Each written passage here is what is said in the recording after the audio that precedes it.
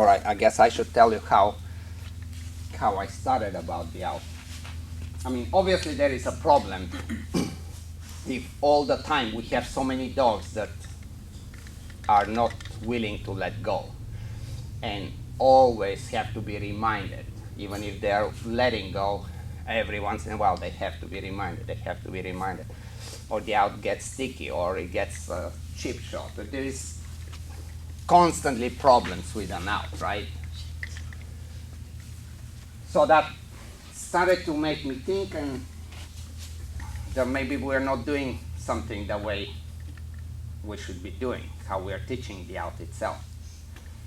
So how do we teach the out right now? The most common ways is like I had in that DVD a long time ago, the game. Movement, stopping the movement, waiting the dog out until the dog lets go, reward with another bite, right? Everybody knows that. What does that teach the dog? It teaches them that if you stop, you let go. It's already in the foundation of the dog that no movement, you let go.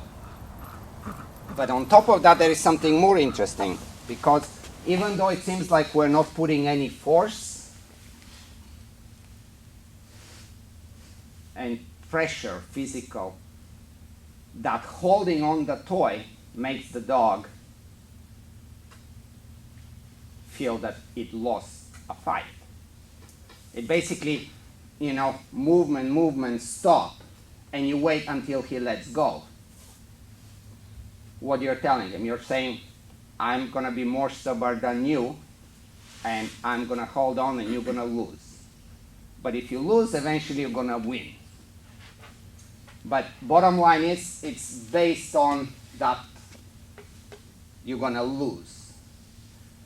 And even though it's, you're not physically making them let go, just that it seems like, it's always thought that it's very benign, it's no pressure on the dog and whatever, but actually the authority that we keep talking about, you're like, I'm gonna win right now, so it's up to you. You can lose right now, or you can lose 5 minutes later, but I'm gonna win the toy.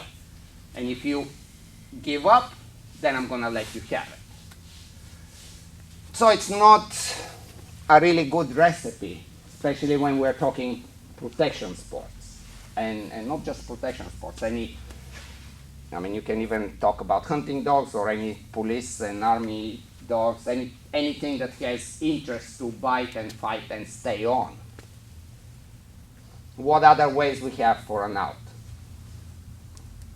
We can exchange, right? We can go out, or we can put the treat right in front of the nose. He lets go, he gets a treat, then we reward again, then eventually, we teach them to out. The problem to actually make the dog out it's not so hard. But the serious issue that always comes up is that when we are teaching the dog to out in these ways, with exchange, being out and get another toy, or out and get food, we're making him, we're not making him, but we are using his willingness to let go. We're saying, we're going to make you want to now let go.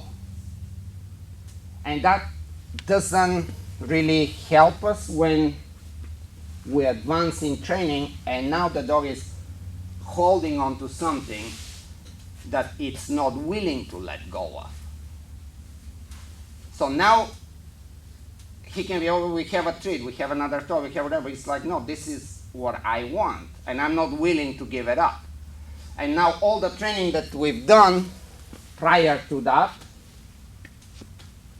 it doesn't really directly relate, it doesn't really taught that problem. You following me? So I decided that the way I came up with the whole out thing was, it was a a pure problem solving. We're just like seminars like this that dogs will come and will nod out. And it was originally, it was strictly for problem solving. Then it worked very nicely with dog after dog, breed after breed, age. You know, some dogs were really seemed crazy. You know, there have been so many different ways of problem solving. I know of really, you know, people that teach seminars go around the world that have PhDs. So it's just like a lot of good background behind, but always taking the wrong direction when they problem solve with an out. I'll give you one example that was kind of interesting, and I've heard it on police conferences and places like that. The dog doesn't like to let go, so they start to give him things that are not so pleasant.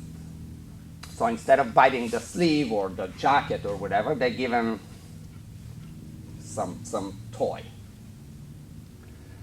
It still doesn't out, then they give him some plastic pipe.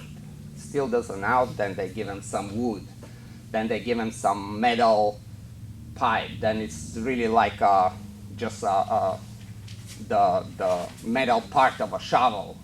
Just something that the dog does not want to bite. It just doesn't feel comfortable anymore, just so they can say, let go, so they let go, so they can reward. In theory, it may sound okay, but even in theory, it's not right, because the point is not to make the dog out something that they don't want to keep anyway, and then try to build from there. The point is to teach a dog that they want this, and you want them to want it as bad as they possibly can. They're just extreme possessiveness. And then have a now and give it up. And so later on I made it, you know, it worked beautifully, dog after dog. So in problem solving, then I decided, well, if it worked that good, why not just teach it that way? So started with the little puppies. I mean, like the littlest puppy that will hold on to something. And if you start moving it enough, if the puppy is like, I really not gonna let go. And it's, you know how puppies are, sometimes it's very unconscious almost, it's just a reflex, it's just holding, and it's not even fully aware that it's holding. And you make him let go. But you don't make him let go to convince him that he's gonna get something else. You don't let him let go to take possession over it and say, see, I win. Because as I explained, even though you're standing still, if you are the more stubborn one and you're holding and he's letting go, it doesn't matter if you give it back, you won. And the thing with an out, especially when we're teaching the out that we need for our sport, or the out for real protection and police and stuff, it's an out that has a very different meaning. The dog really has to give up, let go of something that they do not want to let go of. And that's the critical part of the whole philosophy that I have right now.